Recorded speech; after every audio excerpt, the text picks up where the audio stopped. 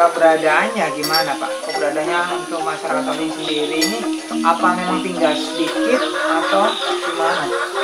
Nah, kalau Anda perhatikan gending-gending saja sekarang, gending using itu hampir di seluruh Indonesia.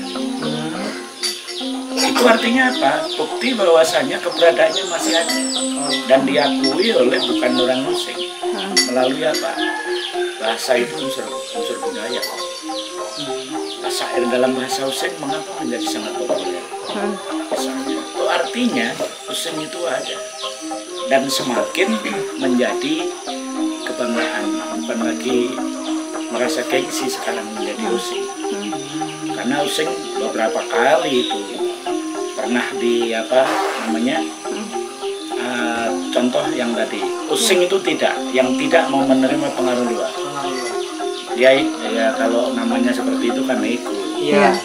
Kan ternyata tidak. Tadi yang kedua using pernah hancur masalah santet tempo hari. Iya. Ya kan?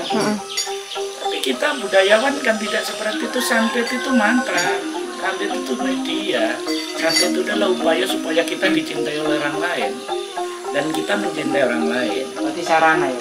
Sarana, bukan untuk media untuk membunuh. Tapi disalahartikan sama masyarakat. Bisa jadi seperti itu. Tapi untuk sendiri Pak, santetnya apakah masih ada di Banduan? Masih. Oh, ada di daerah tertentu atau gimana sementara? Jadi kepercayaan seseorang itu saya ingin supaya saya dicintai oleh orang lain. Kan dengan upaya saya datang pada orang tertentu, guru spiritual misalnya. Tidak harus misalnya saya tidak mau orang mengatakan dukun itu selalu negatif. Karena saya kalau sakit saya datang ke orang yang buat dukun pijet, buat dukun apa kan gitu. Orang melahirkan masih diyanu dukun. Artinya dukun tidak selalu yang negatif. Kata itu. Ya. Karena dukun juga mempunyai pengetahuan tradisional yang membantu orang lain. Bukan selalu yang jelek. Nah kalau saya sampai sekarang ini santet apakah masih ada? Itu salah satu unsur budaya. Apa yang dipakai? Ya pengetahuan tradisionalnya. Melalui apa? Ya mau mantra, mau media yang lain. Terus apakah semua orang akan tahu itu? Itu kan masalah kepercayaan saya. Misalnya seperti itu. Saya bisa datang ke guru spiritual.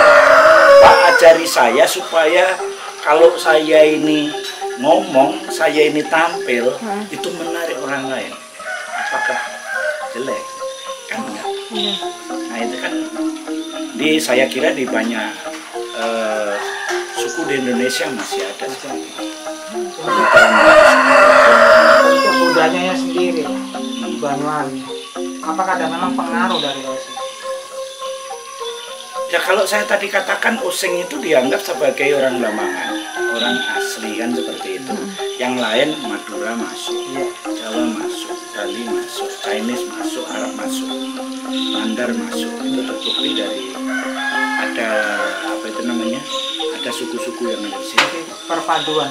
Semua perpaduan itu yang menarik. Saya pernah membawa misi Islam diundang di hadapan orang-orang pinter lah di Jakarta sana, di Mall Taman Mini, untuk apresiasi pertunjukan. Itu jelas sekali kalau itu Islami, kuntulan. Tapi yang main di sana ada Katolik, ada orang Hindu. Itu budaya. Jelas mereka pakaiannya pakaian Islami, ambil bagus dan sebagainya. Itu yang menarik, sehingga kita mencoba untuk bagaimana dengan media. Kita ini nggak usah membedakan perbedaan suku, nggak usah membedakan perbedaan agama melalui media budaya tadi. Tarian tadi. Sini kalau ada peristiwa gogoh yang nyepi itu, biarkan mereka lewat. Orang-orang yang lewat di depan masjid hargai mereka dan nggak ada masalah. Jangan dikira yang main musik itu semuanya orang Hindu, teman-teman Islam juga. Ketika mulutan bagaimana? Iya. Mulutan ada kuntulan, jangan dikira itu nggak ada orang Hindunya yang main di sini. Kita membina ke sana melalui budaya supaya nggak saling yang paling benar. Jadi toleransi tadi Pak. Toleransi Melalui budaya. Tariannya sendiri Pak, sebenarnya dari Osing ini apa yang masih sekarang katakanlah masih Yang bisa? masih ada.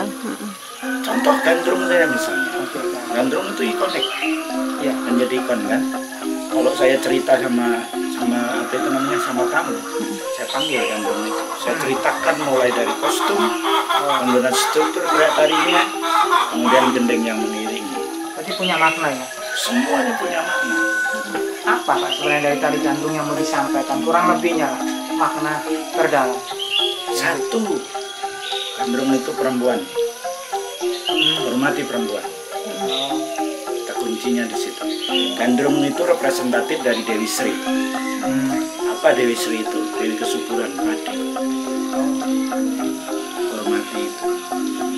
Nah, belakangan gandrung kita ungkap sebagai dulu media, dan itu fungsi untuk ada unsur mengusir penjajah. Ya. Gandrung tidak hanya itu, tapi fungsi ritual untuk mengusir naga spirit yang negatif. Karena struktur gerak tari gandrung itu juga struktur doa. Belum lagi syair-syairnya. Yang saya dengar gandrung itu untuk penari gandrung sendiri itu rata-rata harus katanya transgender untuk jadi leadernya. Itu benar atau tidak? Oh, nggak ada teori itu. Jadi yang saya dengar di luar itu pertama leadernya seorang gandrung itu harus transgender. Udah itu terus ada upacaranya, ada ritualnya. Jadi dari sana bisa kelihatan dia itu kalau perempuan itu dia tuh masih perawan dan tidaknya. Itu benar nggak cerita seperti itu? Jadi gandrung itu memang awalnya laki-laki. Dan sampai sekarang masyarakat Osing itu kan satu grup kesenian tuh nggak boleh ada perempuannya. Yang berperan perempuan harus laki-laki. Saya nggak tahu alasannya, tapi pasti ada alasan dari leluhur itu. Iya. Kalau nanti laki perempuan bisa terjadi macam-macam. Iya, asumsinya. Itu masalahnya. Iya. Dan sampai sekarang masih ada kesenian yang berperan perempuan itu laki-laki. Contohnya bara musik di Kemiren. Itu nggak ada perempuan, jadi laki-laki. Artinya yang menjadi peran perempuan itu laki-laki. Gandrung yang pertama memang laki-laki, namanya Marsan dalam sejarah. Nah, sejarah tutur pun seperti itu. Nah, Marsan dulu di zaman penjajah memang sebagai mata-mata.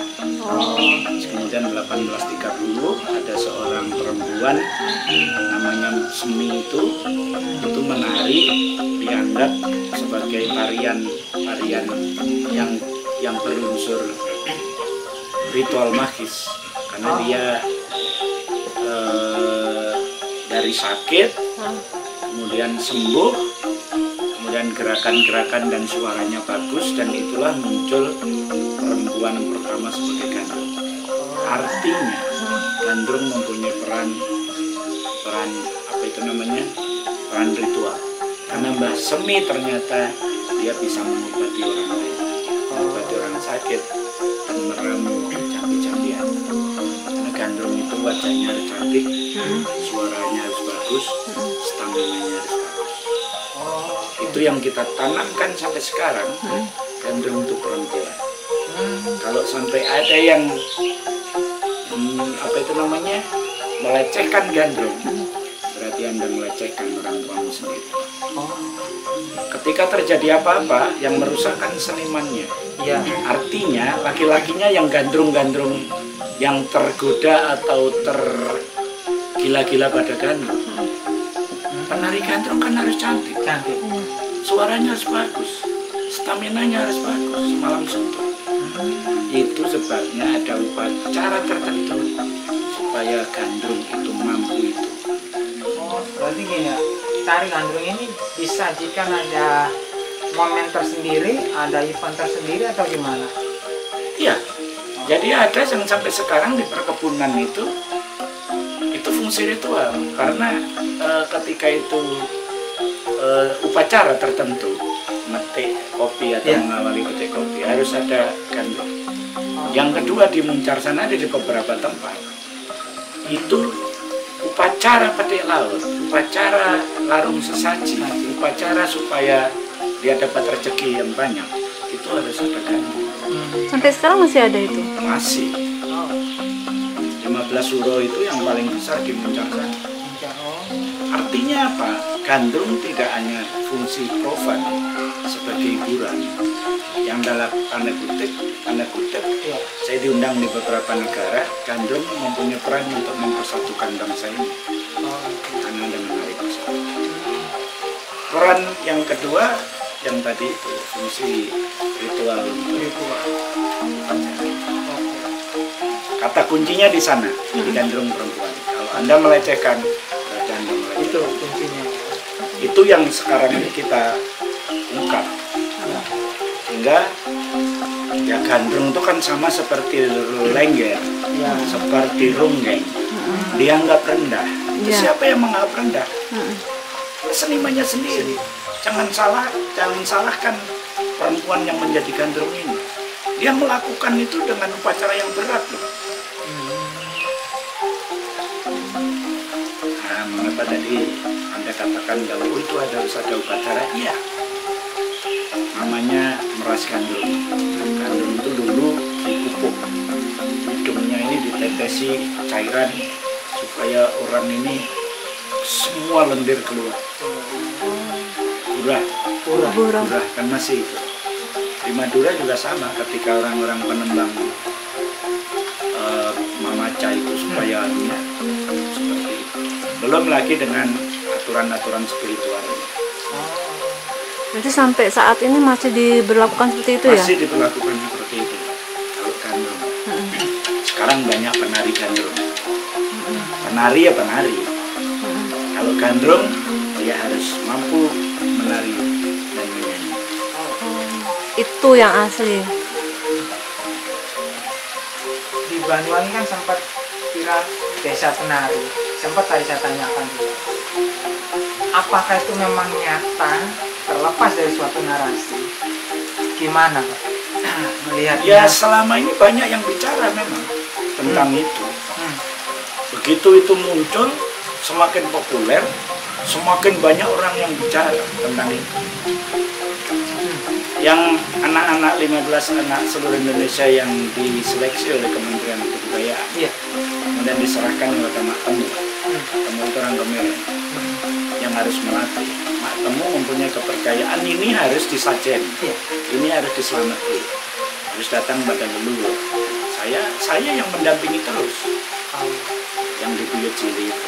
Akhirnya orang juga menyebut ini bagian daripada KKN Desa Penari. Kemana ini? Nggak ngomong juga sama saya, salah satu contoh seperti itu. Yang lain orang dibuat mengira-ngira ini kira-kira ada di mana? Ini kira-kira ada di mana? Akhirnya kan Banyuwangi yang seperti itu, seolah-olah ada di Banyuwangi. Ada di Banyuwangi. Ada di Rawabayu sana, sempat ramai orang ke sana. Oh ini kejadiannya di sini. Pesan orang yang baik sebenarnya. Anda harus hati-hati di tempat manapun. Jangan melakukan hal-hal yang negatif. Hanya itu aja. Sebab kalau you melakukan hal negatif maka akan terjadi hal-hal yang tidak kalian inginkan. Berarti intinya desa itu tidak ada. Ya ada. Tapi pinternya seseorang untuk membuat narasi yang akhirnya orang bertanya-tanya itu. Bicara legenda Banyuwangi, apakah masih ada terjadinya Banyuwangi ini? Kalau kita masyarakat ingin mengetahui peninggalan-peninggalannya juga kayak. Saya menulis sekitar 15 tahun. Saya harus meneliti. Sri Tanjung itu reliefnya ada di Kediri sana, di Candi Surowono. Justru di sana. Jelas sekali di sana. Terus kemudian Candi Penataran. Kemudian di pintu Kajang Ratu di Paula. Kemudian di sini ada di Jabung sini, Probolinggo. Itu di tingkat di atas ini yang ada relief. Kemudian di Jawa Tengah itu ada di Candi Suko. Tersebar. Jadi mengapa saya tertarik untuk itu? Karena semua cerita di sini itu Sri Tanjung dibunuh selesai. Iya. Baunya wangi. Iya. Tapi sebenarnya. Tapi di relief sana Sri Tanjung itu dihidupkan lagi oleh Durga. Durga itu pernah dikutuk oleh Siwa. Kalau dalam pewayangan Durga itu Batari yang berwajah jelek, kemudian dia tugasnya menjaga orang-orang mati di Paseban Donomayet. Menjadi Dewi Uma Batari sesudah diruat, sudah didoai, sudah dibacakan mantra, dicucikan oleh Sadewa. Sadewa itu anak Pandawa atau terkenal dengan ruatan Sudamala. Jadi ketika Durga itu ingin menjadi cantik lagi, Durga marah kepada Sadewa tadi itu, anak Kunti. Kalau enggak, kamu akan saya bunuh. Reliefnya ada di sana. Akhirnya Semar tahu, ini rekayasa dari Batara Guru. Semar datang kepada Batara Guru. Kamu kalau enggak menolong dia, maka ini akan terjadi korban. Akhirnya Batara Guru masuk ke raganya Sadewa tadi untuk meruat. Jadi meruat itu memberi doa, mensucikan Durga menjadi Dewi Uma yang cantik. Nah di relief sana Sri Tanjung itu kan anak Sadewa. Iya. Ketika dibunuh oleh Sidapaksa suaminya sendiri, yang karena dihasut oleh sang raja tadi itu, ini dihidupkan lagi oleh Dewi Uma. Karena apa?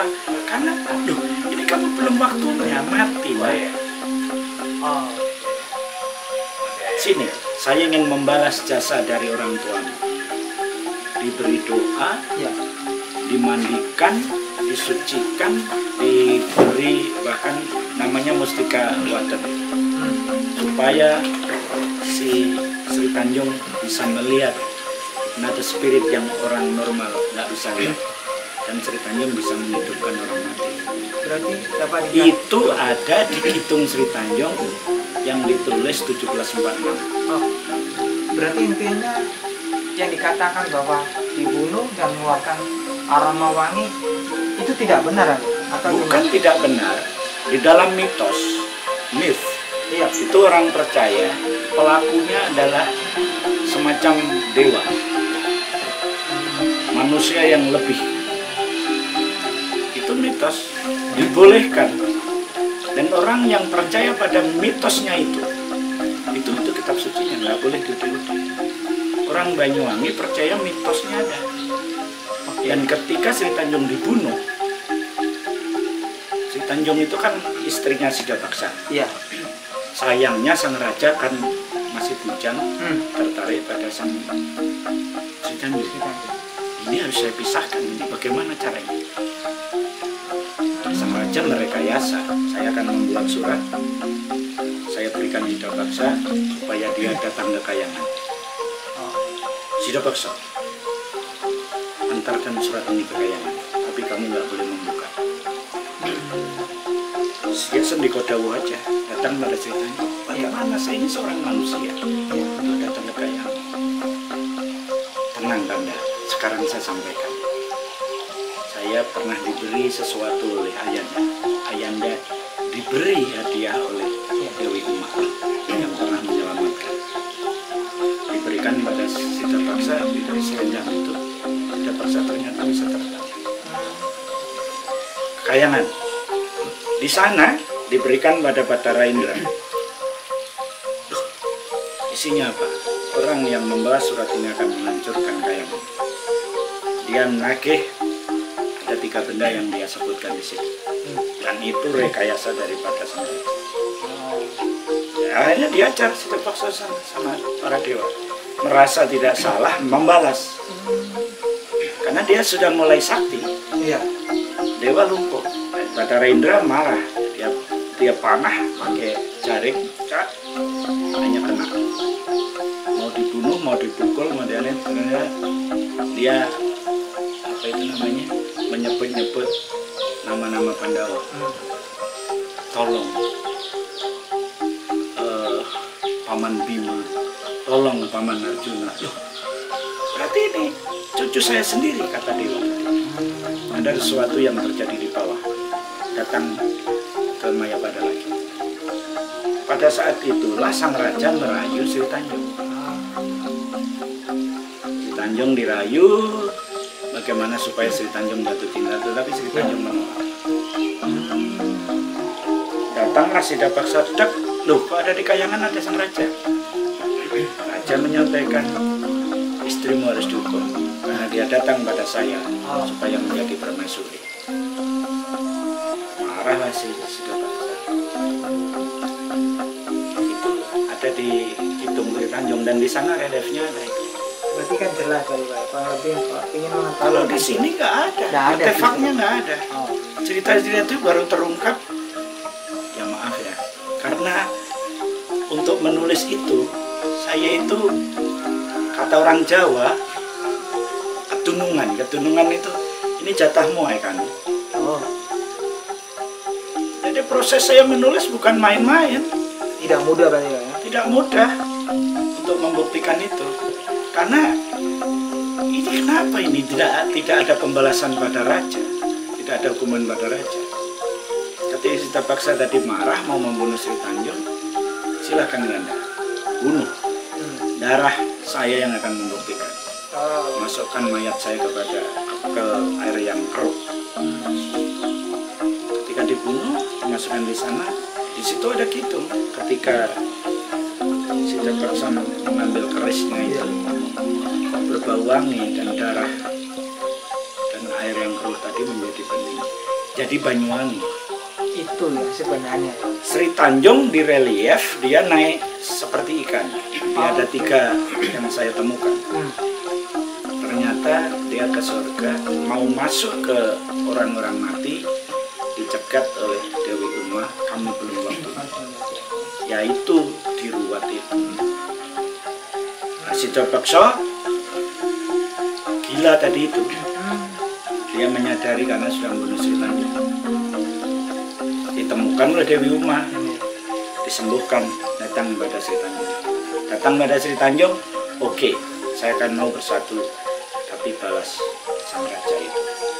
Maka Dewa turun, melihat pembalasan Sidapaksa. Sang raja awalnya, wah, nggak mungkin terkalahkan.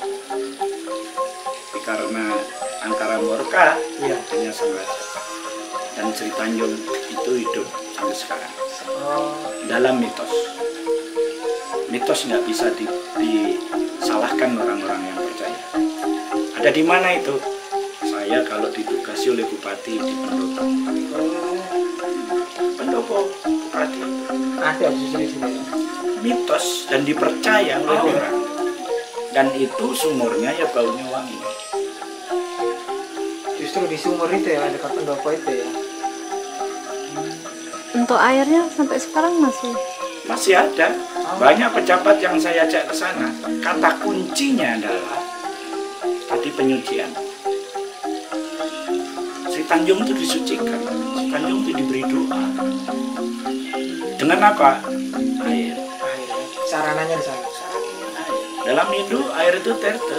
Tirta itu dari kotor menjadi bersih, dari yang rendah menjadi tinggi. Dalam Islam ya untuk wudhu. Katolik ya untuk baptis ya. Segala macam. Kata kuncinya di situ. Orang-orang di sana saya suruh, ayo berdoa dengan air ini. You yang Islam silahkan wudhu, yang lain silahkan. Karena kita sendiri yang tahu itu. Untuk ruatannya itu apakah sampai digunakan oleh masyarakat sini? Sampai sekarang ruatan itu masih ada. Yang sama persis seperti Sri Tanjung? Oh beda. Kalau di sini di Murwokolo, di Pewayangan ada 5 di sini saya temukan untuk jenis-jenis ruatan. Intinya membebaskan kutukan dan membersihkan orang dari dosa. Ruatan itu. ruatan itu ya. Kata kunci di sana sebenarnya ya ruatan dan air. Dan ketiga adalah laki-laki itu, laki-laki Sri Tanjung itu sosok perempuan yang pemaaf. Dibelani dia sampai mau mati. Jadi kata kuncinya yang saya arahkan belakangan ini, saya menulis bukan ujuk-ujuk. Saya menulis dengan proses. Saya menulis dengan karena seperti ada petunjuk. Kenapa selama ini nggak ada yang mengungkap itu? Itu masalah. Tapi sebenarnya apa yang mau disampaikan sama masyarakat Pak, tentang budaya Banyuwangi yang Indonesia di PKL, ya kan? Ada nggak yang sesuatu yang spesial Pak? Gitu kita melihat hari ini lah. Ya kata kuncinya kan budaya itu, produk-produk budaya itu kan diciptakan oleh para leluhur. Ya. Ya menghormati leluhur. Leluhur itu siapa? Bapak yang sudah mati menjadi leluhur. Kakek, nenek, terus apa-apa sampai pada nabi, sampai pada pahlawan itu leluhur. Jadi kata kuncinya di sana. Ada beberapa orang yang percaya, aku lo nggak kuliah, ya, tapi saya diberi anugerah oleh Tuhan untuk punya kelebihan di bidang ini.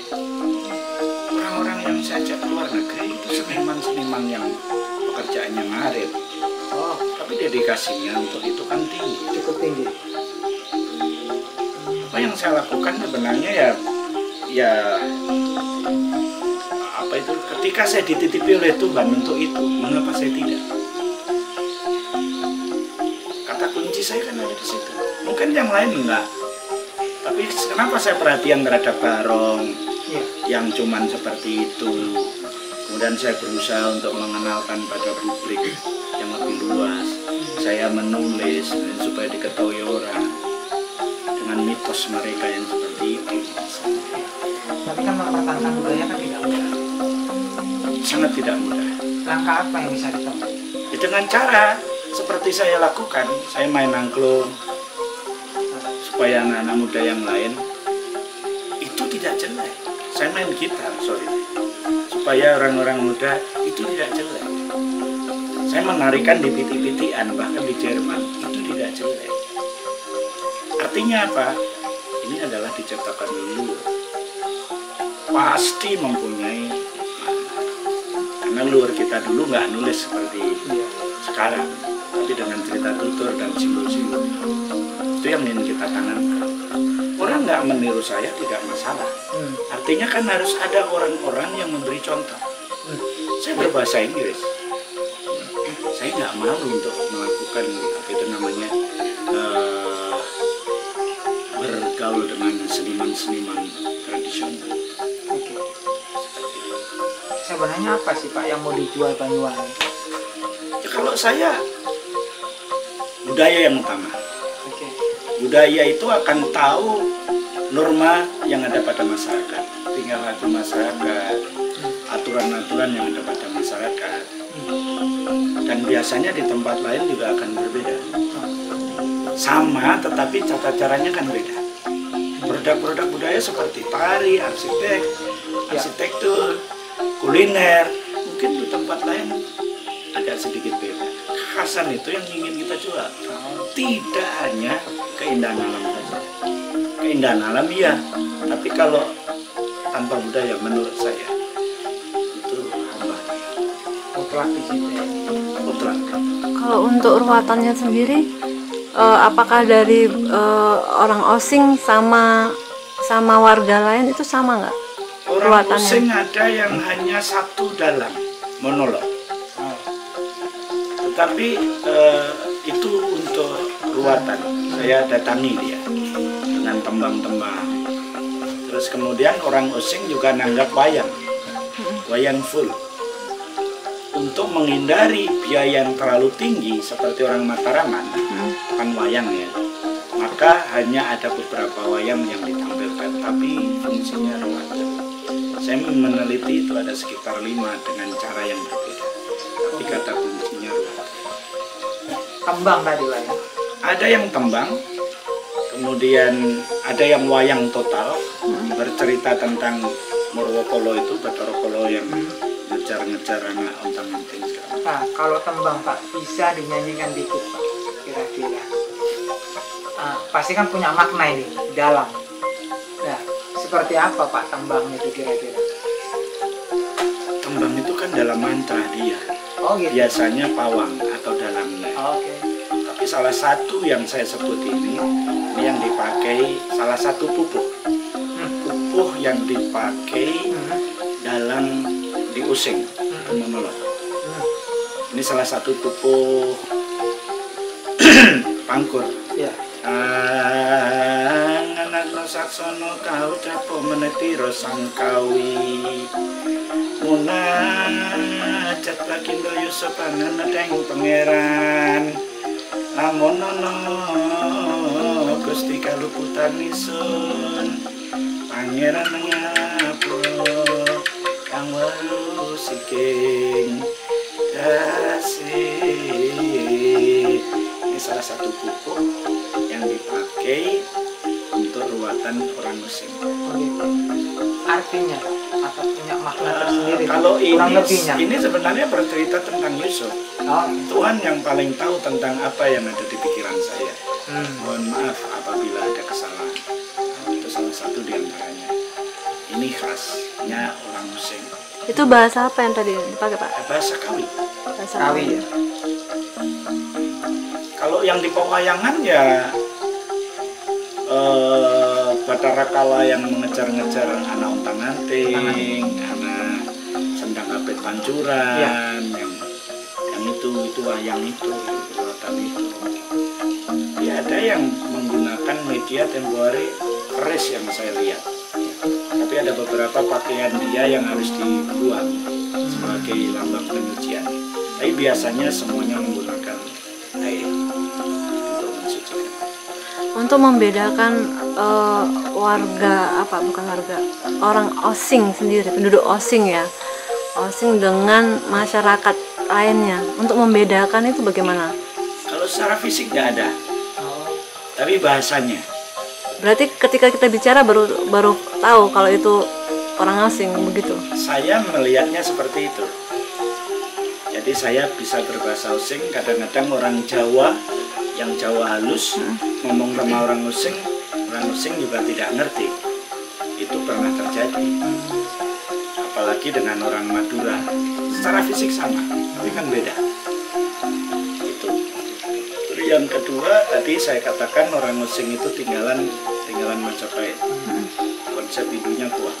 Terlihat orang Osing itu percaya mereka tinggal di tanah leluhur mereka. Mengapa di beberapa kampung ada yang namanya danyang? Danyang tertentu. Kalau di Kemiren Anda datang ke sana hari Minggu atau hari Kamis, itu datang di Buyut Cili biasanya orang selamatan di situ. Di tempat lain juga beda lagi. Tapi itu dipercaya danyang itu adalah leluhur mereka yang mampu menaungi karena dia dekat dengan Tuhan. Berarti orang Osing itu mayoritas agama Hindu atau Muslim? Kalau sekarang ya Muslim. Muslim. Tapi kan terlihat dari sistem budaya mereka tadi itu. Akulturasinya kuat. Mengapa ada orang yang maaf, ini salah, kalian ini mengambur-ngamburkan duit, kalian ini nggak sesuai dengan aturan agama. Sudah silakan aja, karena mereka punya hak untuk melakukan itu. Mempertahankan dan menjaga budaya. Menjaga budaya. Itu apa yang harus dilakukan? Ya tetap aja kita beri contoh kepada anak-anak muda yang baik meskipun milenial. Iya. Seperti itu. Kata kuncinya kita ini orang-orang yang macam saya bisa mendekati anak-anak muda yang seperti ini. Secara fisik aja dulu. You sebagai orang apa sih? Orang sini. Saya contohnya sarungan ini tempo hari juga sarungan, sudah di Surabaya pakai sarungan, pakai baju, pakai ini. Apa maknanya? Itu secara fisik saya mengatakan saya ini orang dari sana, dari Osing. Anda tahu kan orang Bali seperti apa? Kelihatan sekali kan? Orang Toraja misalnya, itu secara fisik seperti itu. Mengapa kita tidak bangga dengan yang seperti itu juga misalnya? Satu, karena bahan yang dipakai ini kan bukan pabrik, tapi kan dengan tangan, dengan doa, dengan konsentrasi, dengan meditasi.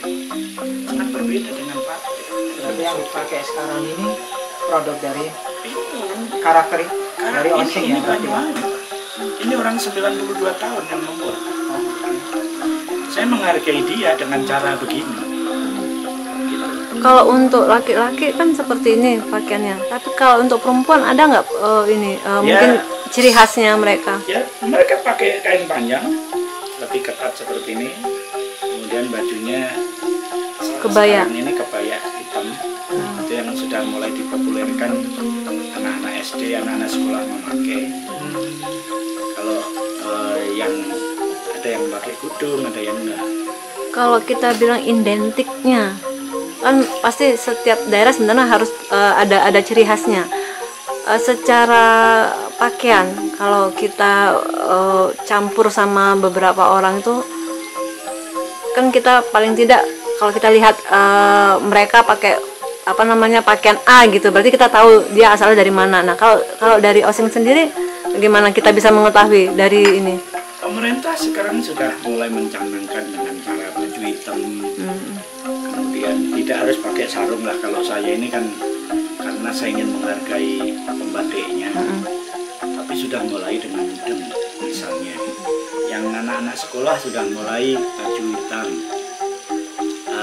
hari tertentu dengan batiknya, ceweknya. Yang laki juga pakai hitam dan mudeng. Itu identitas sudah mulai mendidik anak-anak supaya menghargai kelokalan.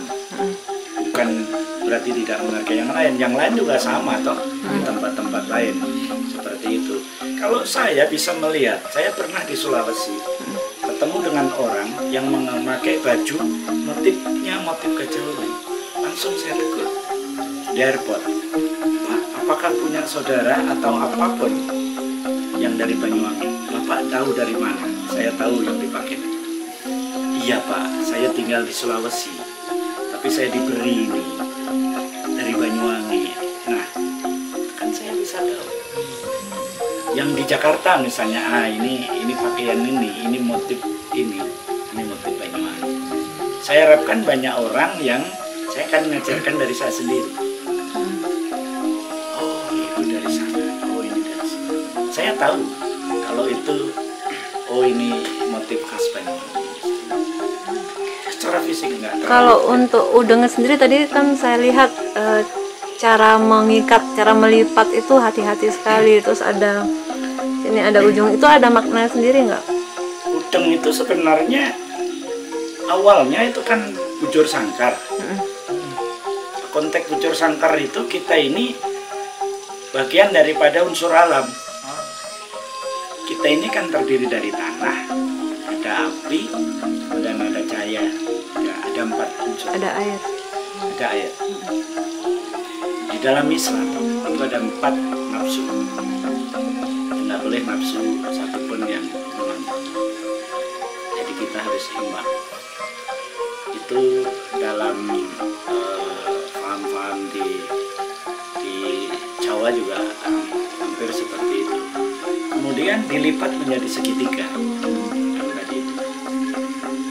Segitiga kalau kita begini itu gunung. Gunung Semeru. Di dalam Hindu yang tinggi ini adalah tempatnya Tuhan. Kalau di dalam Islam sama sebenarnya, hubungan vertikal itu manusia ke Tuhan, atau minallah, ini alam, atau minanas. Hubungan manusia Tuhan, manusia dan manusia dengan alam.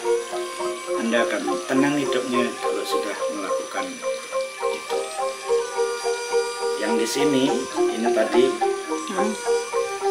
ujungnya itu mancap di sini. Ini kalau di Jawa mandang pucuk inggrono, krono itu hidung.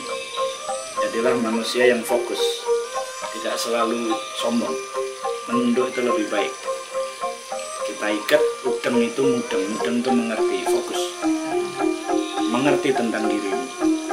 Ya syukur-syukur mengerti tentang makna daripada motif tadi itu. Kalau saya mengenakan itu, yang tadi itu Osing, yang ini Jawa Barat ini. Jadi ciri khasnya Sunda. Jadi beda-beda ya cara mengikatnya ya. Beda. Kalau ini ya, kalau orang sini mengenakan ini biasanya wiyogo, panjang, pemain musik, dan ininya ditarik ke atas biasanya.